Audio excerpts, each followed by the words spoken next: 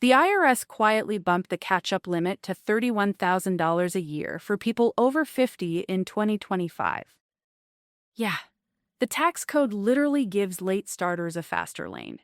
And most people never even hear about it. Funny how that works, right? Because this video is not for the perfect people. Not the I started my 401k at 22 and never missed a contribution crowd. This is for the real life version. The divorce. The business that blew up. The years spent paying for kids, parents, rent, health stuff, all of it. And now you're looking at your retirement balance like, okay, so is this just embarrassing or is it salvageable? Good news, it's salvageable. Bad news, the usual advice is built for someone else. I'm Vanessa, and I've spent more than a decade around accountants, tax pros, and real money decisions. I'm talking actual skin in the game, not theory from a spreadsheet goblin. And one thing kept showing up over and over. The retirement system is basically designed for people who start early, never touch the account, and hand fees to the same institutions for 30 years. If that's not you, then the standard advice is kind of like getting instructions for a car you don't drive. So today we're doing the real version. 11 strategies for late starters who are trying to catch up at 40, 45, 50, and beyond. And I want to give you one mental picture before we start, because it changes everything. If you began saving at 22, you were planting seeds, cheap, easy, patient. You wait, and eventually you get a forest. But if you're starting at 45, seeds are not the move. You need trees. Already growing, already useful. What you need is to transplant them. That takes more effort, more money, more precision. And yeah, a little more nerve. But a transplanted tree can produce a lot faster than waiting decades for a seed to become anything. That's what late start retirement is. Not seeds, trees. And before we get to the tactics, I need to say this plainly. The guilt spiral is not harmless. It's not just how you feel. It's expensive. There's a woman I'll call Linda. For years, she kept telling herself she'd get serious next year.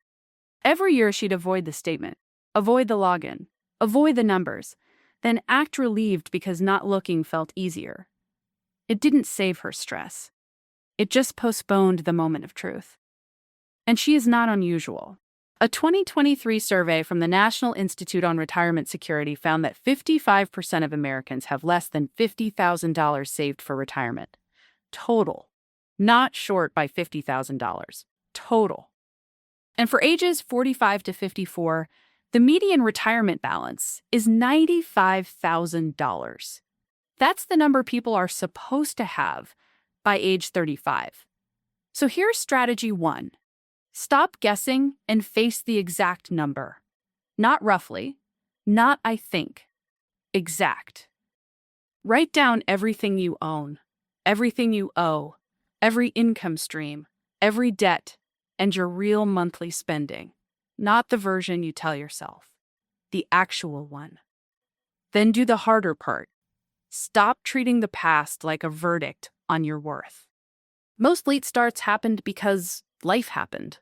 Divorce, illness, kids, caregiving, a business that didn't make it, a layoff, career changes. The average American changes careers 5.7 times in their working life. The system was built for somebody who worked one job, one company, one marriage, same house, same pension. That person is basically a museum exhibit now. What matters is the next move. Not the story, the next move. And here's the twist. The problem usually isn't just that you started late. It's that you're still using an early starter playbook. That's the real trap. So strategy 2 is to build the full picture before you touch anything else.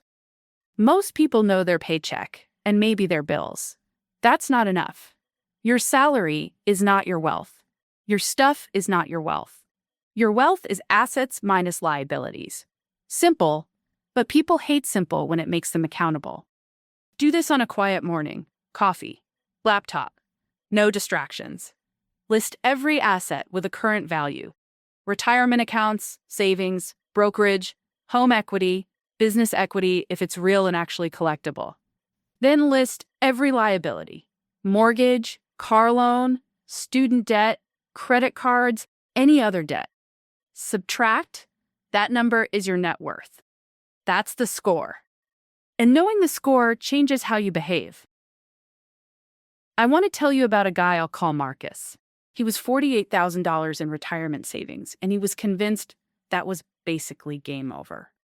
Then he actually listed everything. Turns out he owned a small duplex with a tenant in one unit and about $280,000 in equity sitting there. He'd been mentally acting like he had one tiny account, when in reality, he had a much bigger financial setup than he realized. Same person. Totally different picture. That's why the next strategy matters so much, because this one is the government handing late starters a real advantage, and most people leave it sitting there. Strategy 3, use the catch-up contributions. In 2025, the standard 401k contribution limit is $23,500. If you're 50 or older, it jumps to $31,000. That's an extra $7,500 a year of tax-sheltered space every year for people who qualify. And that's not small. If a 50-year-old maxes that catch-up amount every year in a 401k and earns a 7% average return, that can turn into over $850,000 in contributions and growth over 15 years, not counting what's already in the account, just the catch-up itself. Then there's the Roth IRA. In 2025, the standard limit for people 50 and older is $8,000. And Roths are especially useful when you're late, because the growth and withdrawals can be tax-free in retirement. That matters a lot when your time horizon is shorter and you want every dollar to do more work. And if you qualify, the HSA is another monster tool people chronically underrate. In 2025, an individual on a high-deductible health plan can contribute $4,150. It goes in pre-tax, grows tax-free, and comes out tax-free for qualified medical expenses. After 65, you can use it for anything and just pay ordinary income tax with no penalty. That's basically 3 layers of tax advantage on the same money. Triple tax advantaged. That's not a slogan. That's a cheat code. And yeah, most advisors don't lead with this because they don't get paid much when you use it properly. Quick pause. If you want more straight-up retirement strategy content that actually helps, you should subscribe. Otherwise, the algorithm will probably keep feeding you nonsense about passive income from 3-hour side hustles and bad crypto takes. Very cute, very useless. Now here's the part people never say out loud. Fees inside these accounts matter a lot more than you think. A 1.2% expense ratio versus a 0.4% expense ratio might not sound dramatic, but over 30 years on $200,000, that can mean roughly $170,000 gone to fees and loss compounding. And that's before you even ask whether the expensive fund actually beats anything. Most actively managed funds don't outperform over long periods. The SPIVA data from S&P Global keeps showing that roughly 80% to 90% of actively managed large-cap funds underperform the S&P 500 over 15 years. So the order matters. First, get the full employer match in the 401k. Second, max the HSA if you're eligible. Third, max the Roth IRA, or use the backdoor Roth if your income is too high. Fourth, go back and push the 401k toward the catch-up limit. That sequence matters. People waste thousands a year by doing this in random order because they meant to look into it. And I'm sorry, but I meant to look into it has probably cost more retirement security than half the market crashes people panic about. Strategy 4 is where things get a little uncomfortable because you need to track spending like a forensic accountant, not a feel-good budgeter. Budgets are intentions. Reality is receipts. There's a massive difference. Pattern interrupt? The average household spends about $480 a month on recurring subscriptions. Not groceries, not rent, subscriptions. Apps, streaming services, gym memberships, software, delivery memberships, random trial charges that never got canceled. All of it stacked on top of itself. That's $5,760 a year. Invested at 7% over 10 years, that's roughly $79,000. And no, you are not investing $79,000 in 3 streaming apps and a meal kit you stopped liking 6 months ago. Here's what to do. Pull 90 days of bank and credit card statements. Actual statements, not your memory. Categorize every transaction. Every one.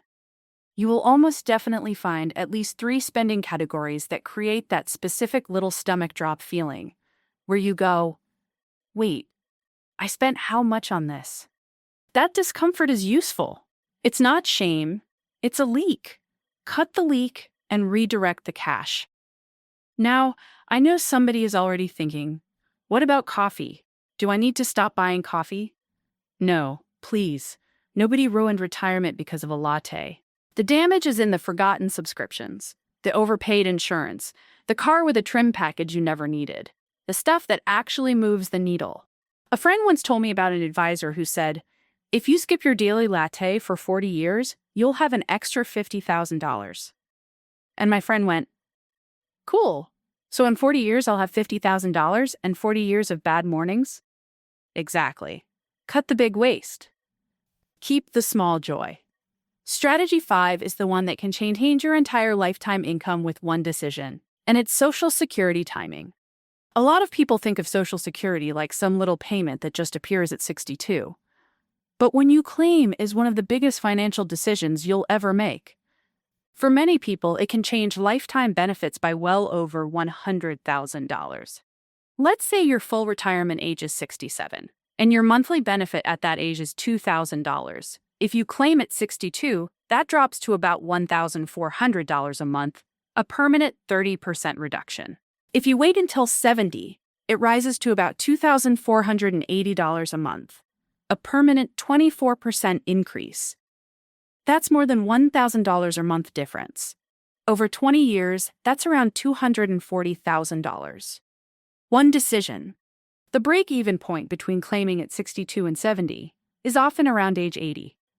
So if your health outlook is decent, waiting usually makes more sense. And if you have a spouse, this gets even more important, because your higher benefit can become a survivor benefit.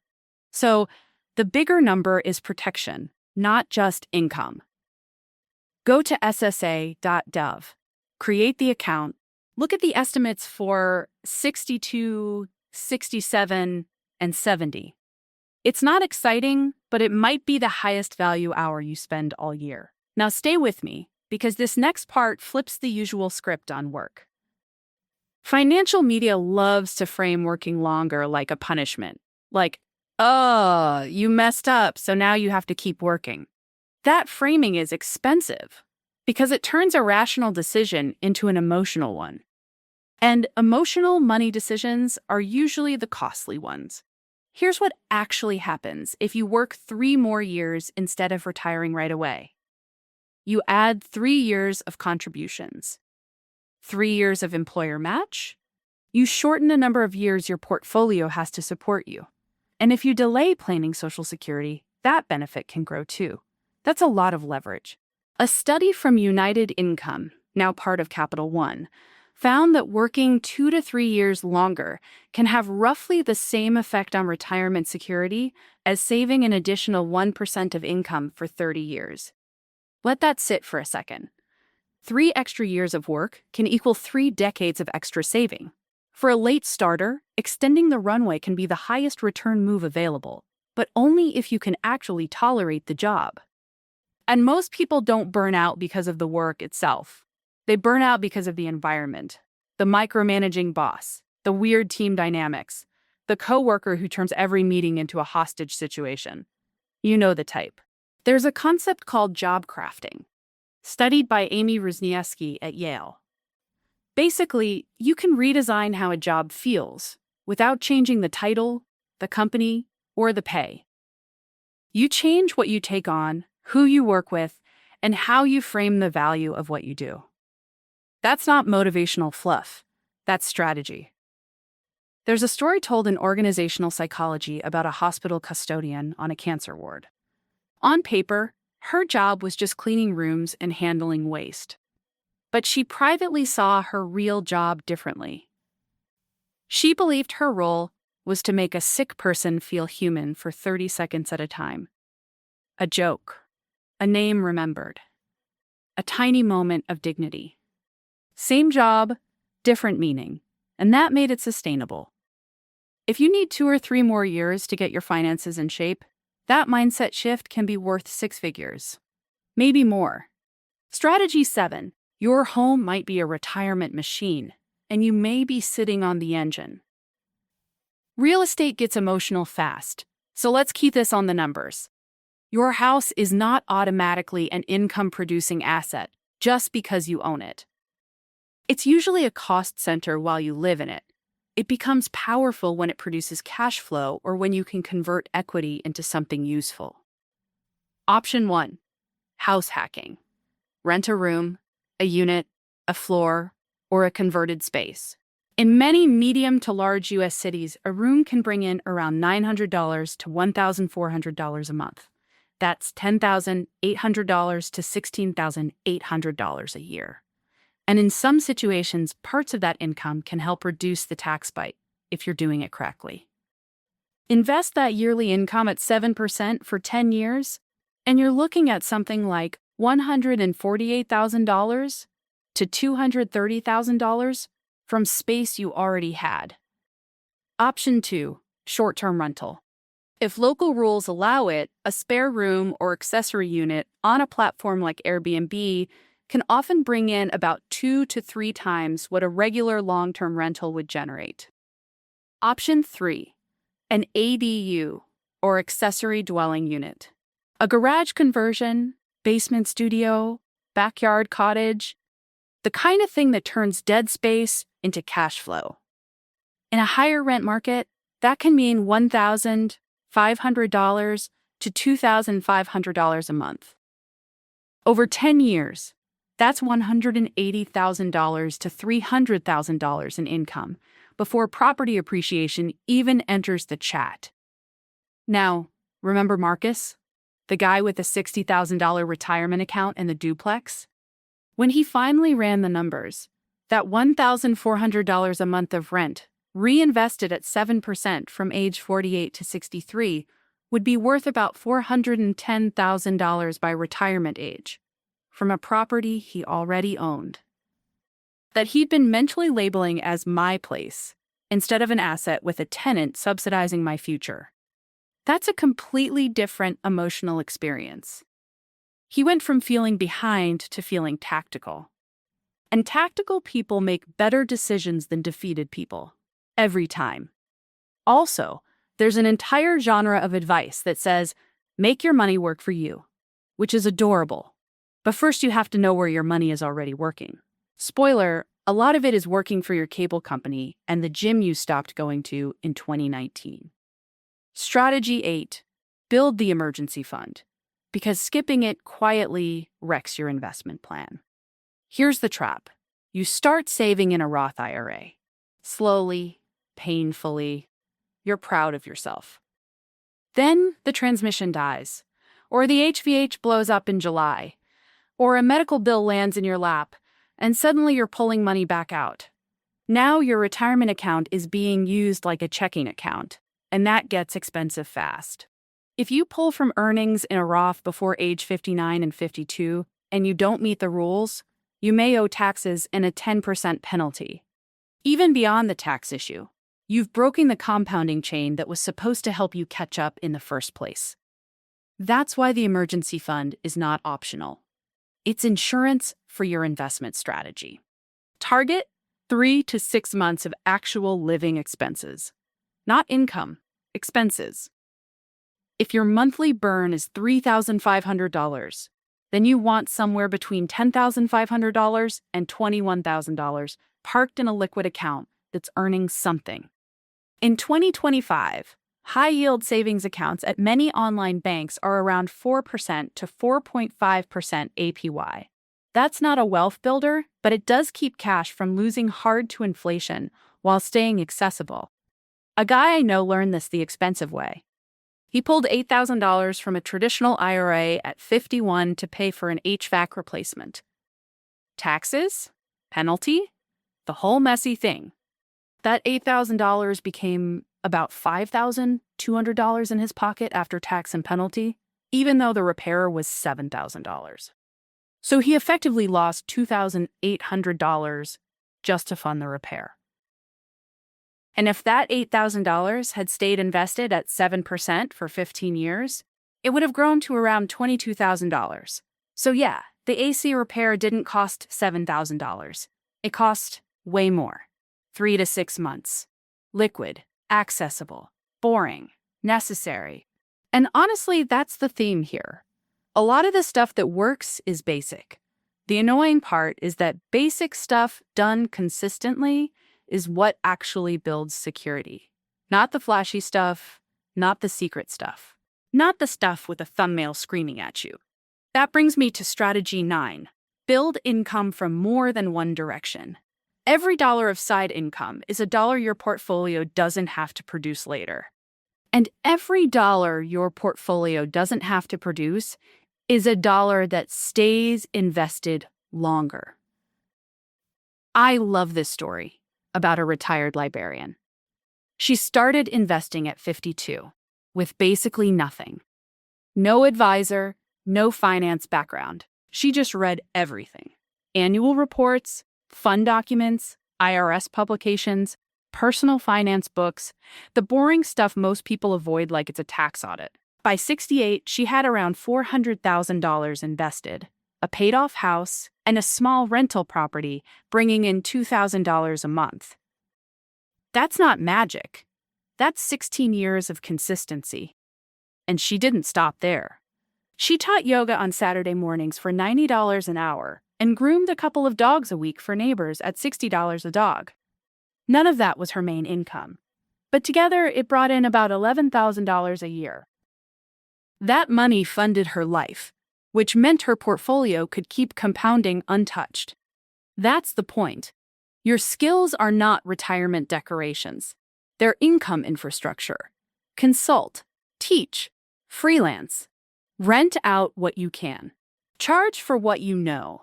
It doesn't need to be dramatic. It needs to be steady and usable. Strategy 10 is the psychological one. And honestly, it might be the most important. A 2014 study published in the Journal of Marketing Research found that people under financial scarcity, or even people who feel scarce, make worse decisions. Not because they're dumb, because scarcity eats mental bandwidth. That's why it's so hard to make good long-term decisions when you're stressed about the next 2 weeks. You can't think clearly about 15 years from now when your brain is screaming about 15 days from now. So the emotional work is not fluff. It matters. Stabilizing your situation, getting the full picture, building the emergency fund, stopping the guilt spiral, that is part of the plan, not separate from it. The retirement industry loves to act like this is just a math problem. And yes, the math matters. But most people don't fail because they can't understand the math. They fail because fear, shame, and inertia make the gap feel too big. That feeling is the expensive one. And here's something late starters often forget. You have advantages early starters don't. You have skills that took decades to build. You have a network. You know what actually matters to you. A 22-year-old putting money into a target date fund has no idea what their real life will even look like yet. You do. That's a real asset. Now let's bring this home with a real-world example. Marcus, the guy with the duplex, did a bunch of this in about 18 months. He did the net worth snapshot and realized he had a lot more equity than he thought. He rented out a spare room through a short-term rental setup and brought in about $900 a month. He raised his 401k contribution from 4% to 12% once he understood the catch-up window. He opened a Roth IRA and maxed it. He checked his Social Security estimate and decided to wait until 67 instead of claiming at 62, which boosted his monthly income by about $600 permanently. Then he got a free FEMA emergency management certification online and turned that into consulting work with a regional nonprofit. That money went straight to the emergency fund first, then into investments. He's not magically rich. He doesn't sleep perfectly every night. But he stopped acting like he was doomed. And that shift changed everything. So here's what I want you to do specifically. First, go to ssa.gov today and look at your projected benefit at 62, 67, and 70. That's not busy work. That's a decision worth potentially hundreds of thousands over your lifetime. Second, if you're 50 or older, log into your 401k and make sure you're actually getting the catch-up contribution. If the website is confusing, call HR. Seriously, this is $7,500 a year of extra tax-sheltered room created for you. Don't leave it sitting there because you didn't click the right tab. Third, pull 90 days of actual transaction history and find the recurring charges you can barely explain. Cancel what you don't really use. Then redirect at least $200 a month into a high-yield savings account until you have 3 months of expenses. After that, move it into the investing order. Employer match first, then HSA if you qualify, then Roth IRA, then back to the 401k. Nobody is coming to rescue your retirement plan, and honestly, you don't need rescuing. You need a better sequence. The financial system was not built with lead starters in mind. But the rules are there. The tax code gives you tools. The government gives you benefits. The only real question is whether you'll use them. Most money mistakes aren't math mistakes. They're brain mistakes. The math is already online, free and public. The hard part is deciding that future you matters enough to make a few uncomfortable choices now. And once you actually decide that, not theoretically, actually, the whole thing gets weirdly simple. Broad index funds, bought and left alone, have historically beaten most actively managed funds over meaningful time horizons. The evidence is in SPIVA reports from S&P Global. It's boring, it's public, and it keeps saying the same thing. Pie fee complexity usually underperforms simple ownership. So no, you do not need a financial personality makeover. You need a better system. Read the boring documents.